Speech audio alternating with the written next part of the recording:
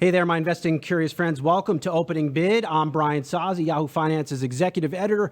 Thank you for joining us either on YouTube, Yahoo Finance, Spotify, iHeartMedia, Pandora, or Amazon Music. Lots of places for us.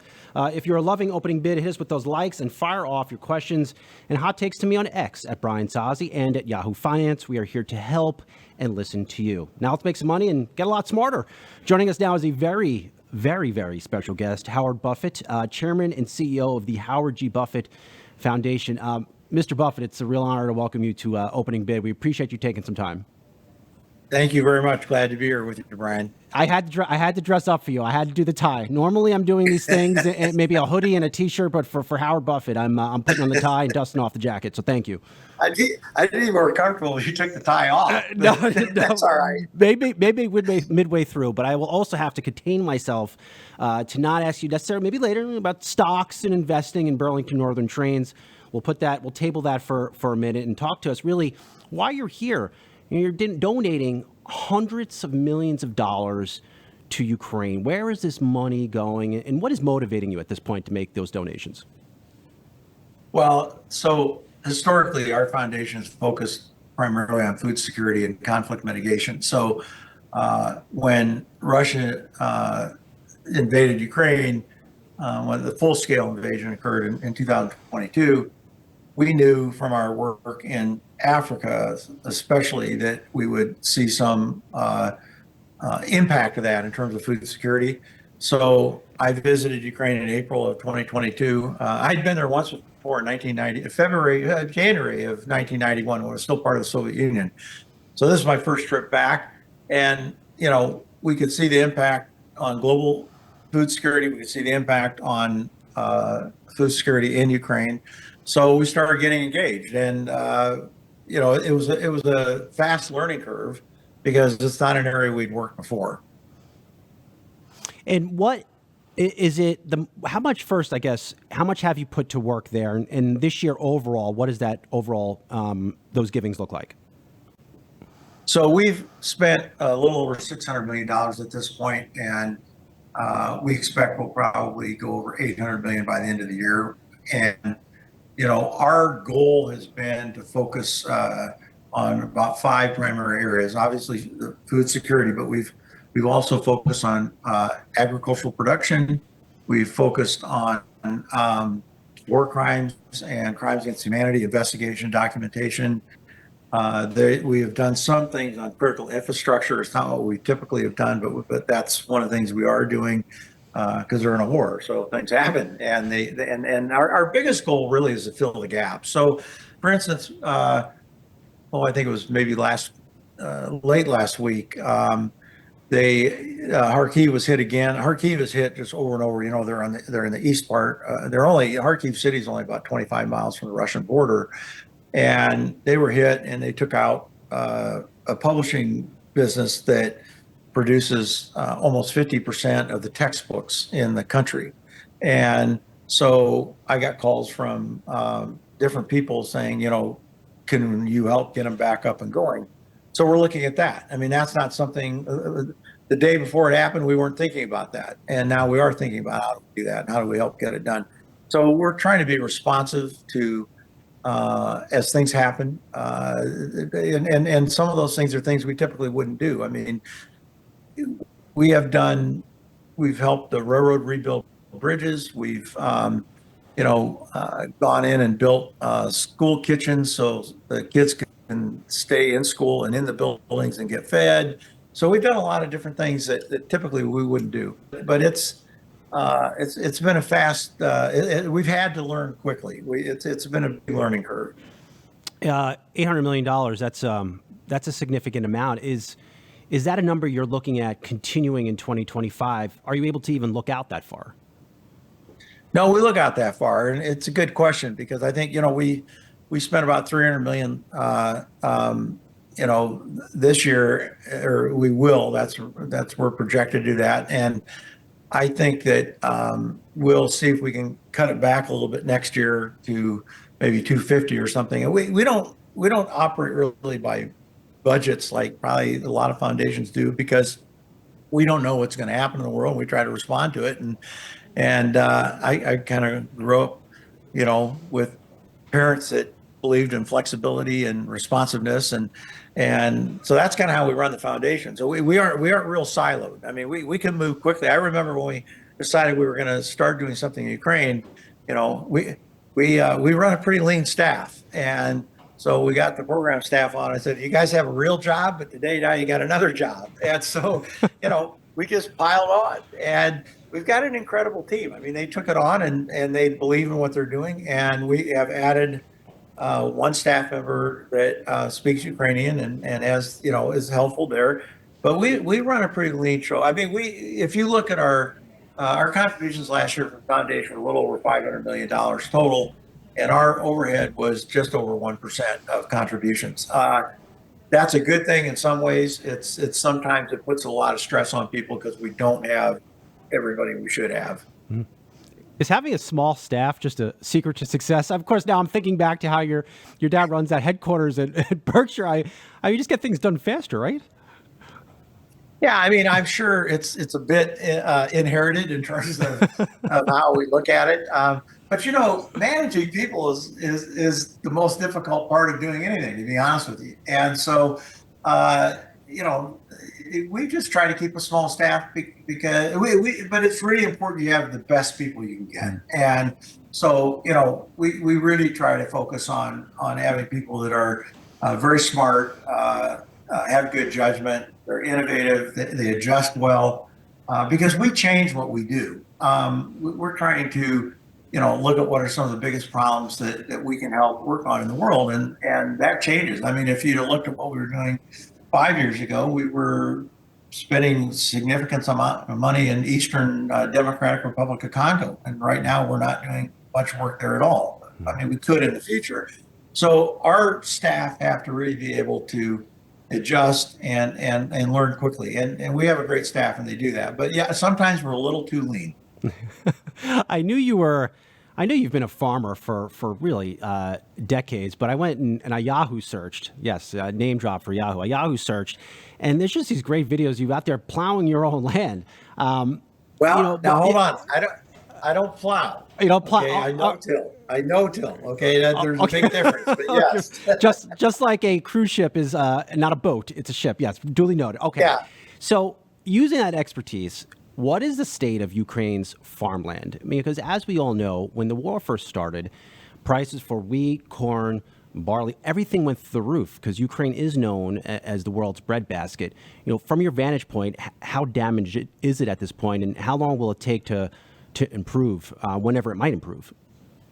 So there's a whole number of issues, as you can imagine, in any business. So first of all, you have serious interruptions in the whole chain in terms of getting inputs into the country, getting them distributed out to the farmers, and then getting the farmers. The farmers have a real problem right now getting their grain sold and getting it moved to where they are not selling below the cost of production.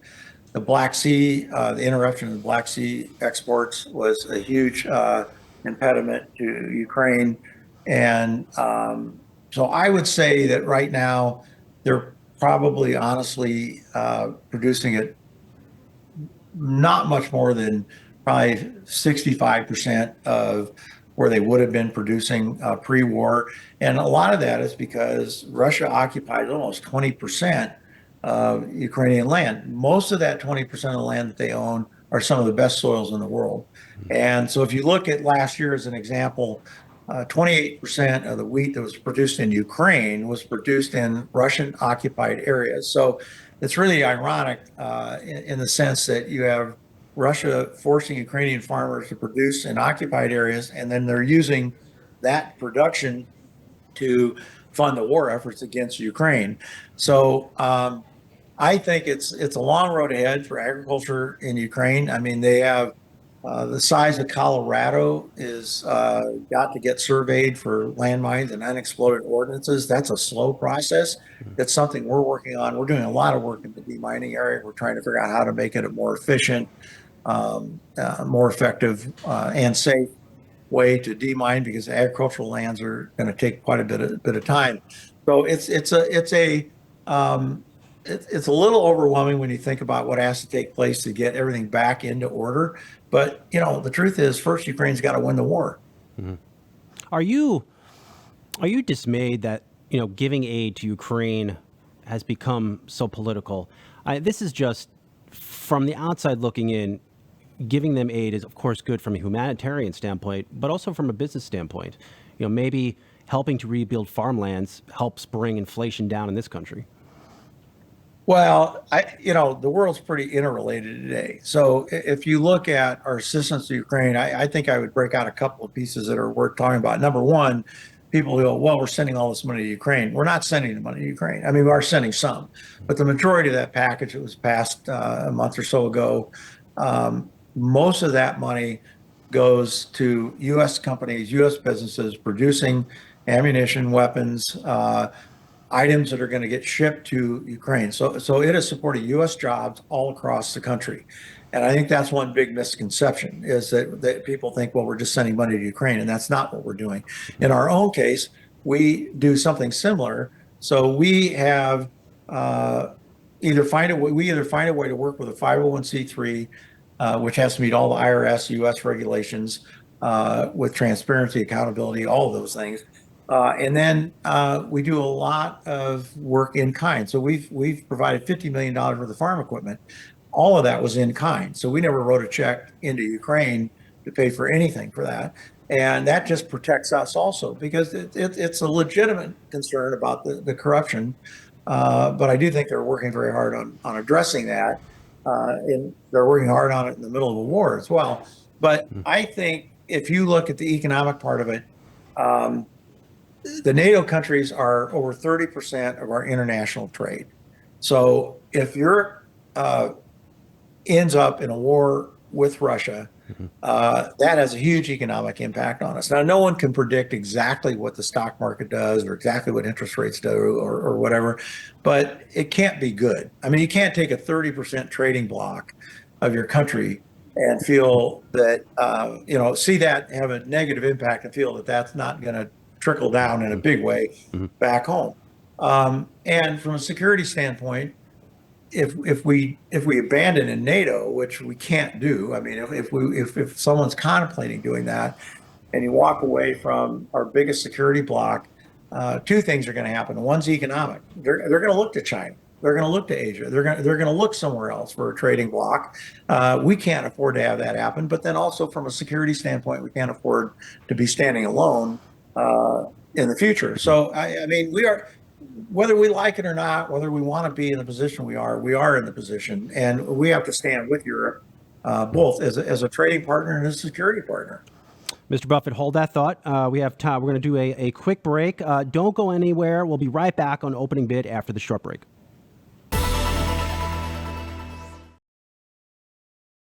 All right, Mr. Buffett, good to reconnect with you here. Really just going through how you're putting your capital to work in Ukraine. From an inflation standpoint, I mean, given your farming background, I won't get into the plow versus the till. I will leave that. I will leave that be for a second. What help us understand why is inflation still so high? And from your vantage point, literally being on the ground, is there any relief coming to food prices in this country? Well, I'm not a predictor of anything because who knows, but I will say that with the disruptions that we've seen because of the war in Ukraine, which it's not just Ukraine production. It's Russia's a huge supplier of fertilizer. And then, we have put enough sanctions on them, and some work, some don't work, but some work better than others. But at the end of the day, that affects what they're shipping out of their country in terms of grain. So, if you're asking me, do I think that, we're going to see food prices decrease anytime soon? My answer would be, I doubt it. But, every time you predict something, Brian, you know this because you're kind of in the business of this, every time you predict something, you end up being wrong. Yeah, no comment. Yeah. Well, maybe that's what I should say. I have to go. I think the answer here is we should all go to a Charlie Munger favorite, Costco. Costco, great place to save money, get things in bulk, and just pack out your refrigerator. I mean, that's just probably the end result here.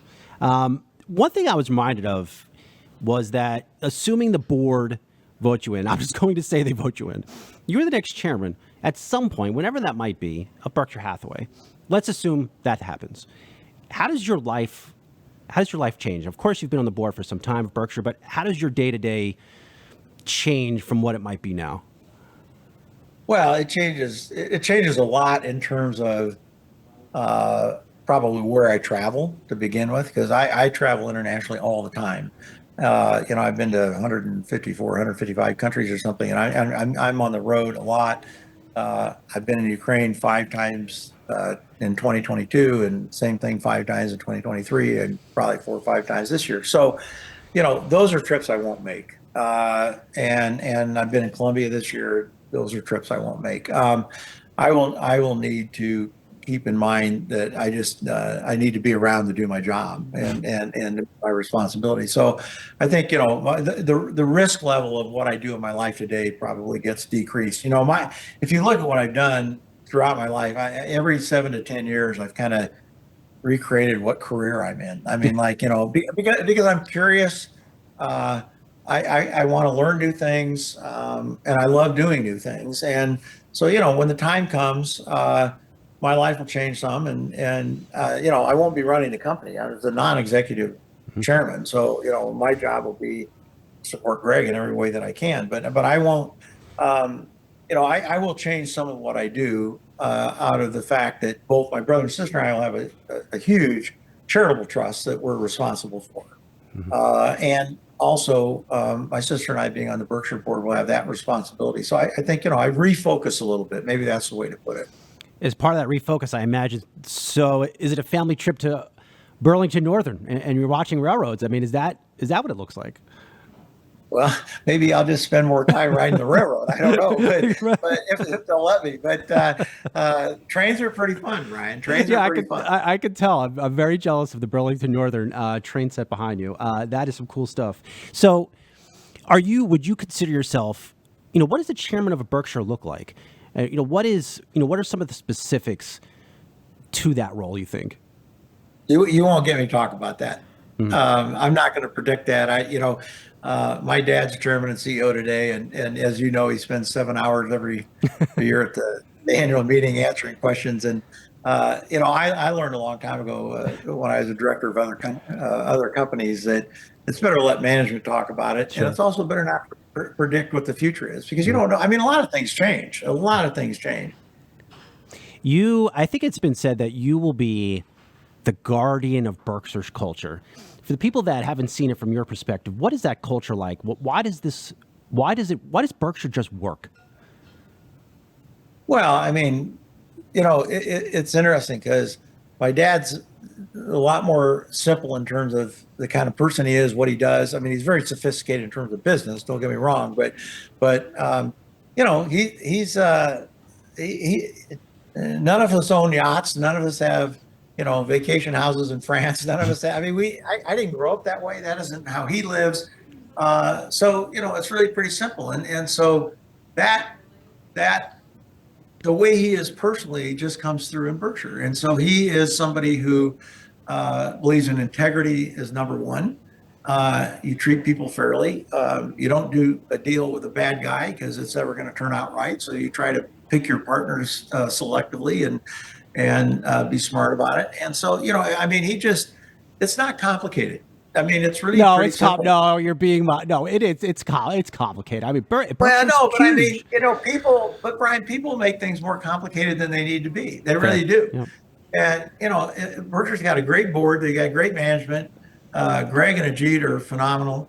And so, it's a great company, and people can always find reasons they don't like a company or they don't like what management's doing. When I worked at ADM, I did something one time and I thought I was going to probably get fired, but I had investor relations as one of my responsibilities, and I have to tell you, I didn't like it. But it's not a fun job. It's not a fun job. No, who wants to talk to Wall Street? Nobody wants to talk to Wall Street. No, but you have a lot of people are mad at you all the time. So I had this guy call me who called me I don't know how many times every couple of weeks, and he was just mad about something, and ADM did this wrong and they did that wrong. And so I said to him, I said, look, just take today's price and I'll pay you a 10% premium sell me your stock. I'll buy it personally, and then go buy something you like. Then So I never heard from him again. I never had to buy stock, but I went and I told Dwayne what I did. He says, "That's a great idea." And I said, "Yeah, the problem is I can't afford to do that with everybody that calls me. So I said, I need a bigger piggy bank." But people. They sometimes they expect things that aren't reasonable. Sometimes they just get mad over things. People complicate things just by the nature of how they behave. And Berkshire's culture is pretty simple. You do what you say you're going to do, and you do it when you say you're going to do it, and you're honest about it. You make mistakes, and you accept responsibility for those mistakes. And I think anybody runs a business like that, and there's plenty of businesses that are run like that. But that is, we try to run our foundation that way. It's really not that complicated. Could Berkshire ever be replicated? I see so many young adults, they want to create the next great AI company or social media platform, but I don't know, why don't they try to take a page out of Warren Buffett and try to create something lasting and durable and with competitive advantages like a Berkshire? If I wanted to today, could I try to do something like that? I think it'd be hard, but I don't, and I kind of follow the same rule in my personal life, which is, of how you just described it. I own a certain amount of stocks. I don't buy and trade. I probably haven't traded a stock for, years. If you can be reasonably smart about what you buy, and then you hold it and look at the appreciation that we've had in the stock market. And of course we'll have some adjustment at some point, and everybody gets nervous, and then it'll come back. But you're in a country that is really, we may not be in the top in every category if you go down and you look at things analytically, but in terms of the opportunity people have in this country to go out and be entrepreneurs, be innovators, take risks, that still exists today, just like it did 20 or 30 years ago. So, we live in an amazing country that way. We are in a scary period in terms of where we are politically, in terms of how polarized things are. But the economy continues to move on, and I think we're very fortunate to be in the country that we are in.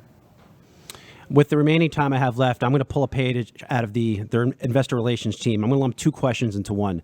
What is the best life and investing advice that you have received from your dad for as long as you've been on this planet?